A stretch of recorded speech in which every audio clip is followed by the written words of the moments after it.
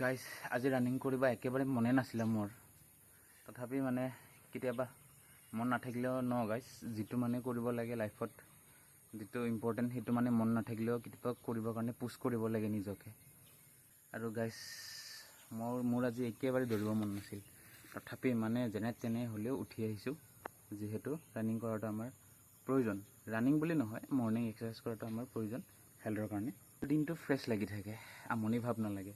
যিদিনাখন মই ৰানিং কৰিব নাহোঁ মৰ্ণিং, সেইদিনাখন দিনটোৱে মানে ফকটীয়া টাইপ লাগি থাকে, বৰিং লাগি থাকে, টোপনি লাগি থাকে। তো গাইজ সেইকাৰণে ৰানিং কৰিব আহি যাওঁ মই। ৰাতিপুৱা এবাৰ ঘাম এটা ওলাই গ'লে দেহাৰ পৰা মজা লাগে আৰু দিনটো ভাল লাগে। তো গাইজ বেছি ক'বলৈ নাই, আপোনালোকেও জীৱনত যিটো কৰিবলগীয়া থাকে সেইটো কৰিব, এলাহ কৰি পিছুৱাই নাথাকিব। লাগিলে মন যাক নাযাক সেইটো কথা নাই, মানুহে কিবা কওক নকওক সেইবিলাক ভাবি থাকি কোনো দৰকাৰ নাই। আজি আছোঁ কালি নাই ভাই, কোনে কাৰ কথা মনত ৰাখে, কোনে কাক চাই থাকে। আমি ভাবোঁ আমাকে চাই থাকে নেকি কিবা এটা কৰিব গ'লে, কিন্তু নাই গাইজ, সেনেকৈ কোনো কাৰো টাইম নাই চাই থাকিবৰ কাৰণে কাৰ কি কৰি আছে এই জীৱনত। এইবিলাক কথা ভাবি লাভ নাই। সেইকাৰণে গাইজ মন নগ'লেও কিছুমান কাম সেইকাৰণে কৰিব লাগিব আমি। তো এইখিনিয়ে ক'ব আছিল গাইজ, আকৌ এদিন লগ পাম বেলেগ এটা ভিডিঅ'ত। এতিয়া কাৰণে বাই বাই।